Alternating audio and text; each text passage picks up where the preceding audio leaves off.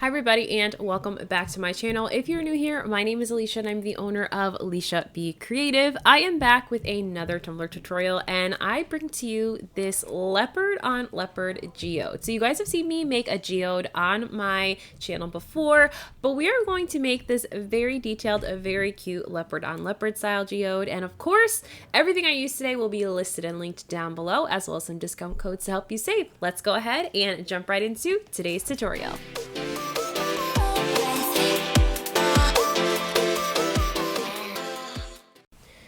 Okay, so we are starting with a 30-ounce tumbler, and we're going to be doing a full tumbler wrap with this leopard print vinyl. This vinyl is from Maestra Creations. I actually have quite a few of these 12 by 12 sheets in my stockpile because I love this print. You guys know how much I love leopard print. But we're gonna go ahead and get this set up to do this vinyl wrap. So what I did just there is, you guys have seen me do this a couple times in my tutorial, but sometimes when you're worried about things not lining up or your vinyl potentially going on crooked, I like to just use my paper cutter, the little blade on that, to just score into my tumbler and not really have to worry about a super straight line, because then I can just use that as my guide to help line up my vinyl nice and straight.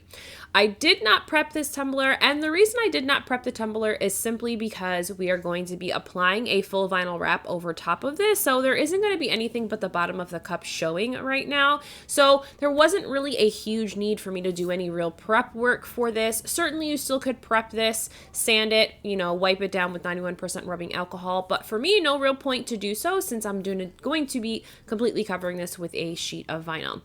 So once I've applied that section of vinyl onto my cup, we'll use my big squeegee, of course, to wrap the rest of that all the way around the cup. And now we're just going to trim and cut off all the excess vinyl. So because this is a larger cup, I am going to be using a good majority of this vinyl, but I will have a couple extra scrap pieces that I'll be able to use for, a matching keychain, a matching pen, maybe matching coasters. I like to, when I am really thinking about it, I like to make sure that I am saving my scrap pieces of vinyl and utilizing them to create other fun, freebies and additives to add into any order. This is actually a remake. I've already made this cup before, but unfortunately this cup ended up getting damaged in transit, so I am remaking it, as the original cup was dented after I had stripped it, hoping it was going to be a simple fix. But now you guys get to see exactly how I created the original design. So once I've trimmed off all of the excess vinyl over the top edge, I'm going to trim up the line where the two sections of vinyl meet before I go ahead and address the bottom, just pushing down flush the vinyl over the bottom edge of the rounded edge of the cup. And then I'll use my cup edging tool, of course, to trim off the excess vinyl over the bottom. We're not going to do anything too much with the bottom of this cup right now. Eventually I will spray paint it just a solid color just to give it some purpose, give it a color and not leave it stainless steel. But for right now, we're not going to do anything with the bottom of this cup right now. So once my vinyl is applied, I now can go ahead and kind of get ready into the next step.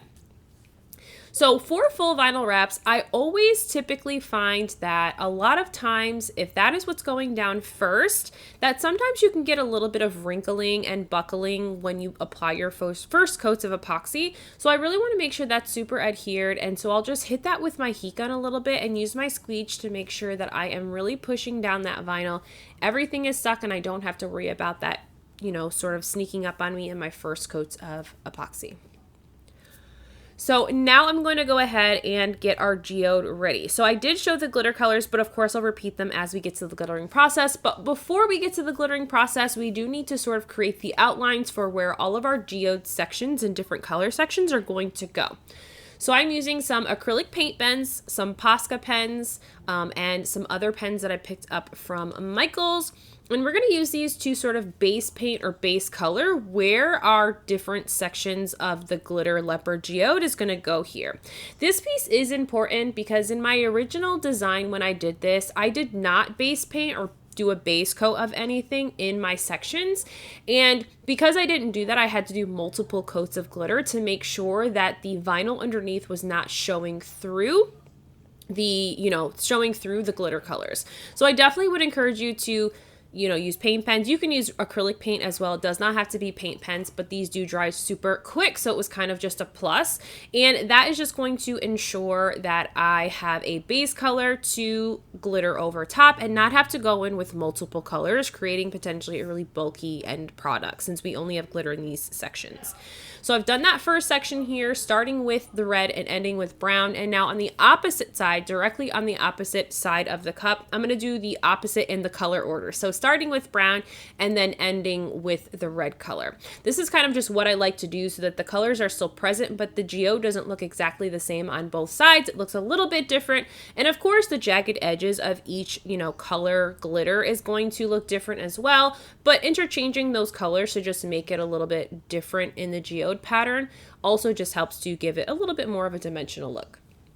So after I've finished doing my base painting and creating all of those geode sections, now for the fun part, of course, that is to paint these sections.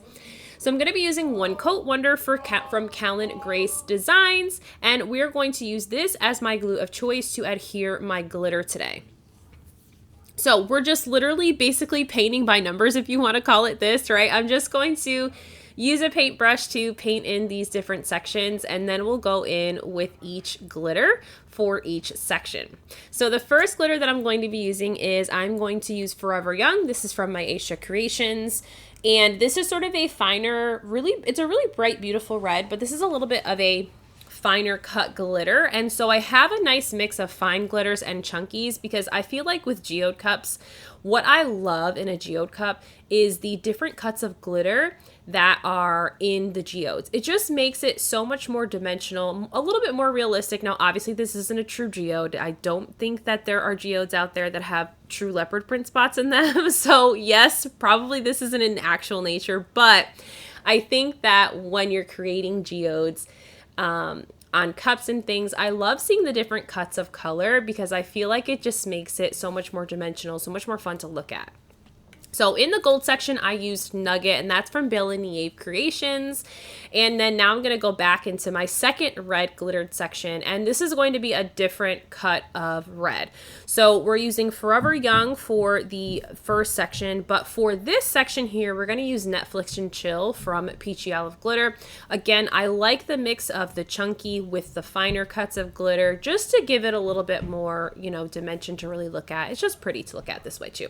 I personally love chunky glitter. I know not everybody is a fan of chunky glitter, but I absolutely love it. Was it a hurdle when I first started making cups to sort of, work through? Definitely. But, now that I'm sort of past that, I will pick chunky glitter over fine glitter any day.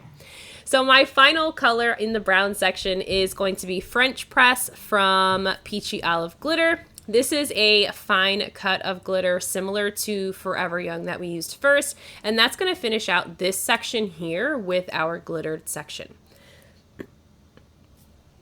So now that our glittered section is done, I'm just going to take a dry brush and just brush around my last and final section and brush off any excess glitter that's on the vinyl that of course does not need to be there.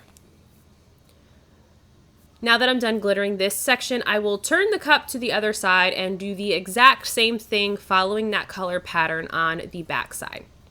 So now we have two fully glittered geode sections. We are going to allow our glue to dry a little bit. I waited about 10 to 15 minutes, and then I will put this in my spray tent to just do a quick coat of spray sealer. You don't have to do this, but sometimes it is helpful to kind of let your glitter sort of set with the glue. That way when you're adding your leopard print spots, that way you don't have the fine glitter that you're using sticking to the in-between sections of your geode. So wherever, your glue didn't actually dry, you don't want the new colors that you're adding on top with your leopard print spots to be sticking there.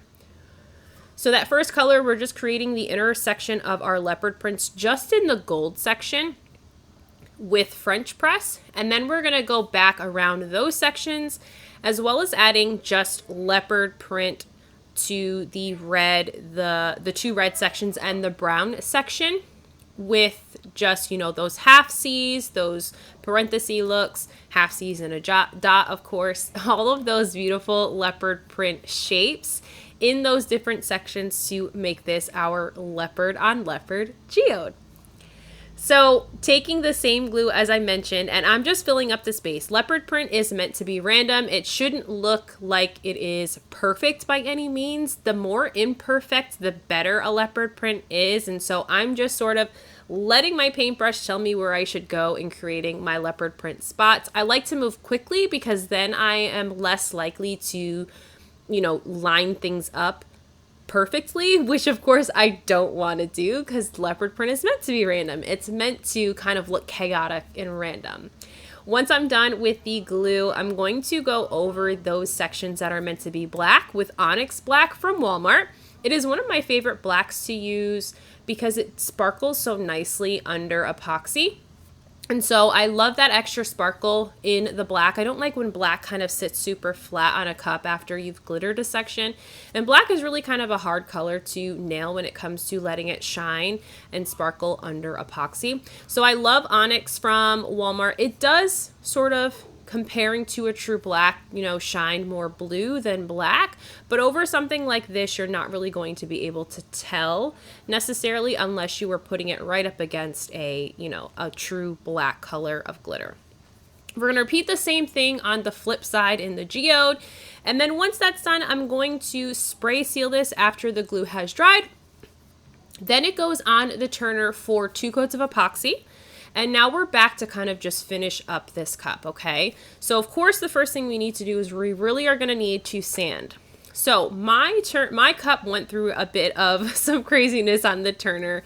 I accidentally put it on the one arm that was skipping and I didn't realize it until the next morning because I had a full rack of turners, and so it did create a little bit of a bump on one side, which is why I'm paying so much attention to this section of the cup here. I also had a little bit of a bump on the bottom, so of course I'm going to spend a little bit of extra attention down there as well to make sure I have a nice flat bottom and that it doesn't wobble. So I was able to really quickly rectify it. The bump was not too large. And you guys know if you've ever had a turner that skips or is a little, or your cup goes on uneven, sometimes you can get a real big sort of, buildup of epoxy that really can be a pain in the butt to get sanded down. So I could still feel it under my hand a little bit when I ran my finger around the edge. So I did then take my Dremel just to smooth things out and make it even. Once though you do Dremel down into those sections to flatten, make sure you go back over that with a fine coarse glitter or a fine coarse sanding block to smooth it out, because you're going to have a lot of jagged edges when you use something like a Dremel to sort of, really, get down in those sections. So just make sure you go over with a sanding block as well to smooth everything out before you clean it off with rubbing alcohol. So now that we are done with our sanding, our cup is now clean. Now we're going to take those same paint pens and we're going to come back and we are going to outline our geodes. We want our different geode sections to stand out.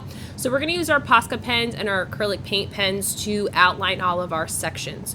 You can choose whichever colors you want to use. I chose going with the colors that I stuck with on the geode. So I have a red, a black, a gold, and I also have a brown.